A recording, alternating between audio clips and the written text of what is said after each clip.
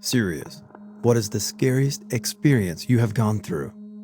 Please remember to like, share, and subscribe. Someone breaking into my house last year. It was really early in the pandemic, and my wife was in the bedroom asleep. I was in the living room with headphones on, playing video games with some friends, while my son was asleep in his little yawn next to me. It was maybe 8 p.m. Basically, I stood up and took my headphones off and turned around just in time to see this effing guy in a bright red ski mask, which is way scarier than black it turns out, opening up the doors into the living room, dining room area I'm in. Nearly shit myself. He pauses. I'm like frozen for a second, but then stammer out, "Get the F out of my house." And he just lunges at me, like he wasn't armed. He wasn't bigger than me. I think he just panicked and thought he could knock me down and run, or worse. But, it turns out, when someone breaks into your house and your entire family is home and your child is now crying while you fight a tweaker in your living room, some really primal shit kicks in. And I fought the guy until I had him in like my approximation of a chokehold, not a fighter, before shouting for my wife to call the police, who arrived like instantly because my friends heard the entire thing on through Discord and one of them called the police. It was over in under 5 minutes, but I couldn't use headphones anymore while I gamed in that room. We've since moved. I don't like having my back to doors, and I had to get a few stitches on my hand from how I fell. My husband calling me to tell me his brother killed his parents and that I needed to get the dogs and myself out of the house immediately in case his brother was on his way to our house. I was incredibly fortunate that a neighbor let me hide the dogs in her garage and come in until my husband gave me the all clear to go home. It's happening right now. My wife is in the ICU with pneumonia on top of a year-plus long battle with cancer, sedated, on a ventilator, and barely clinging to life.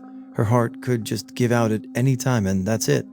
I'm literally sitting in her room all night, fully expecting to lose her sometime tonight or in the next couple of days. I've been through some scary moments in my life, but in a completely different way. This is by far the scariest night of my life. Was doing some mineral exploration work up in Alaska this summer in a very remote mountain range. I was working at a drill site where a grizzly had been spotted at the rig earlier that day, and I was naturally a little on edge. I was laying out some wires through very thick brush, couldn't see through it all, and all of a sudden I hear a really large animal close by, and I smelled the typical wet dog bear smell. Before I had time to react, the wire gets ripped out of my hands and dragged into the brush at probably 20 miles per hour. I'm freaking out, trying to reach my gun, and this massive bull caribou just pops his head out and looks me over, then walks away, LOL. Got a couple knives pulled on me one night while working at a pizza shop. Had a little Mexican standoff. First time experiencing the thought, I might have to stab this dude or be stabbed. Luckily, our pizza knives were bigger and, with my coworker backing me up, the two dudes both left. I owe my life to my coworker from that night. Dude had my back. Nice. I got caught in a rock slide and fell off of a cliff while backpacking. Early spring, things were starting to melt. We were hiking on a ridge and looking for a way down the side, maybe a 60 to 70 degree loose scree slope to a stream about 500 feet below. I was in the lead, heading down at an angle. Rocks kicked out from under my feet and I fell backwards onto my butt. All of a sudden, the entire slope around me began to move en masse, like an island of broken up rocks with me sitting in the middle. I rode it down the hill, bouncing off stuff and trying to stop myself and dig in, but no luck, just picking up speed. At the bottom of the hill, dropped off to a 40-foot cliff, and I was launched off with the slide. I landed in a pile of debris and loose stuff that previously came down, including a lot of loose snow, which mostly absorbed the energy. I was mostly okay, muddy, lots of scratches and bruises, a separated shoulder and broken tailbone, but I was able to walk out. My one memory is being in midair, time standing still, and looking to my left at a stove-sized boulder, likewise suspended in the air about 6 feet away. Any good-sized rock would have killed me. My mom was in the ICU for a month when I was 18. She'd come out of ICU and been moved to a regular room, and she seemed to be getting better. I had a scholarship to college and she told me to go. I did, and I didn't want to go. This was my one shot, you know? But I wanted to stay and be there for her, but she told me to go, so I did. Second day of classes, I got a call at 5 a.m. She'd arrested. She had no living will, so they brought her back and she was on life support but had no brain activity. I had to sign the papers to turn off the machines. I was 18 and she was my only family. I'm 51 now and I'm tearing up as I write this. I killed my mother. Yes, I know, brain dead. They did scans. The neurologist advised me. I've had counseling. But at the end of the day, I signed papers. They turned off the machines and my mother died. And then I was alone. Make a living will. Don't ever put your children or spouse through what I went through. Sorry. When I was a teenager, I had an irregular heart rhythm and required a medication called adenosine. Adenosine is usually given via infusion just once or twice in hospital under careful monitoring, and the side effects include an impending sense of doom. The side effects relate to your heartbeat temporarily stopping. This fires signals to your brain, telling you it's time to panic, or you've reached the end. Impending sense of doom doesn't begin to describe it. I was told in advance, but nothing prepares you for it.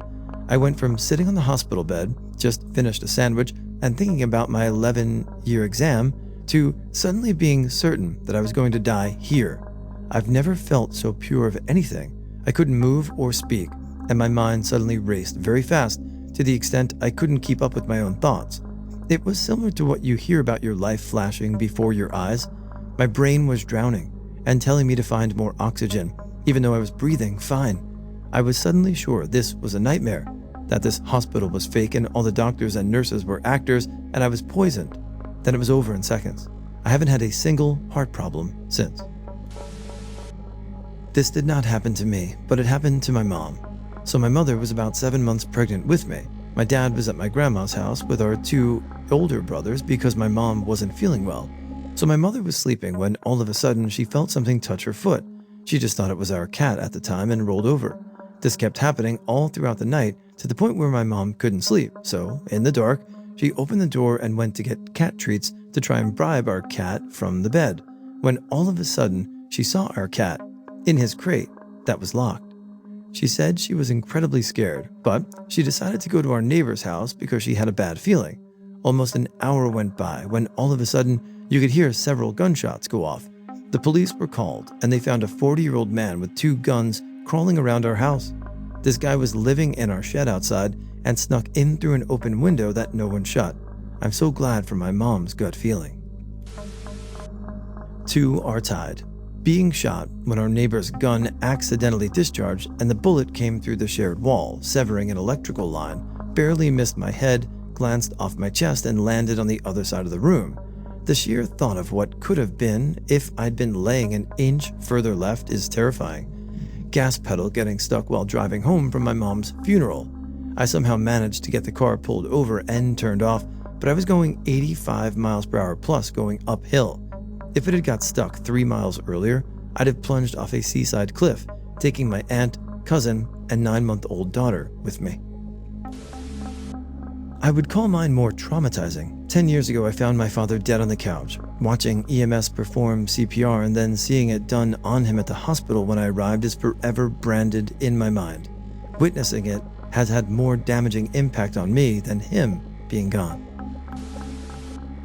Work in a mental health unit, only 2 staff on nights. Other staff went to lay down for a few minutes as she was doing a double. Had my back turned for about 15 seconds, and a very sick man, newly diagnosed with schizophrenia, came behind me and got me in a chokehold, one of the scariest positions to be in. Even in our self-defense training, our trainers pretty much said, if someone gets you from behind in a hold, do whatever the F you need to do to live.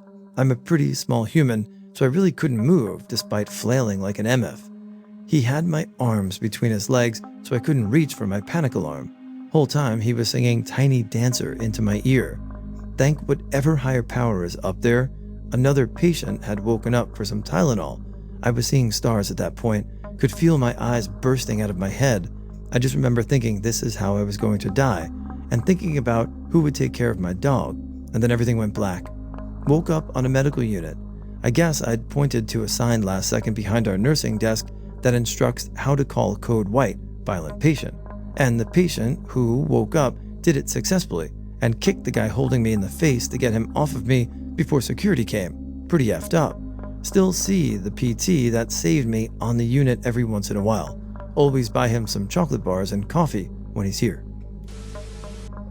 My son had his first seizure while I was driving. He was in the back seat and I heard a noise.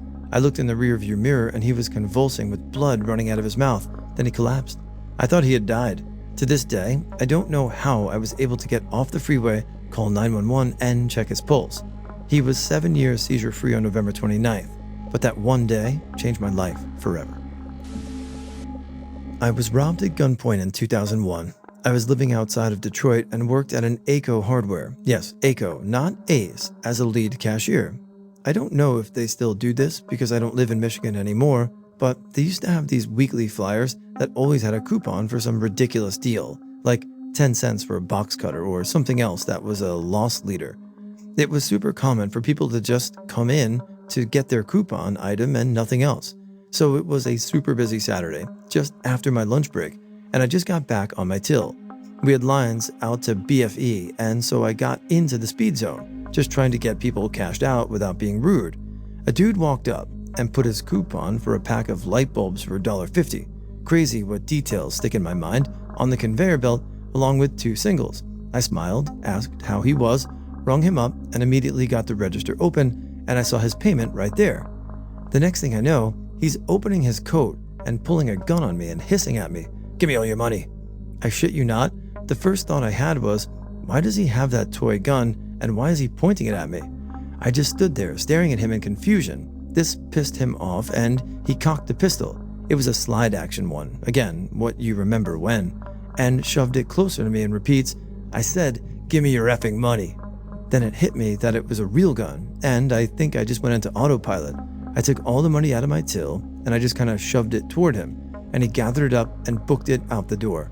I just stood there, and my coworker across the way started calling my name until I finally looked at her with a completely calm face and said, "I think someone just robbed me." Then my legs gave out and I just fell down and couldn't stop shaking. It only hit me then how I could have just died.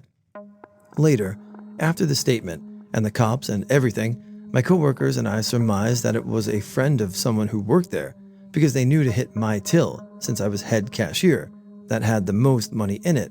Still, sometimes see that guy with his gun in nightmares. As far as I know, they never caught him.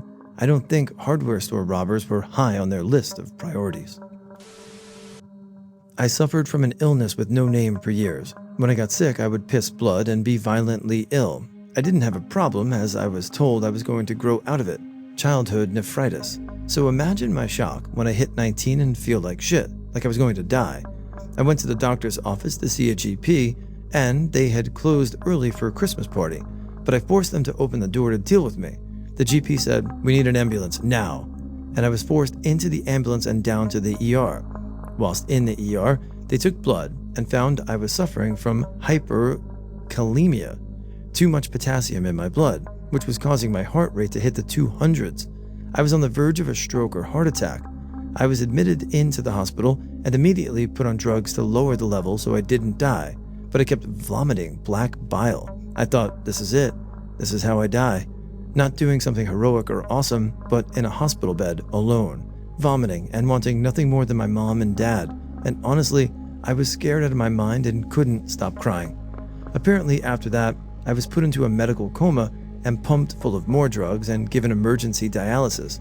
My kidneys had failed and I was dying of blood poisoning. When I woke up, I had missed my birthday, and it was roughly 2 weeks later.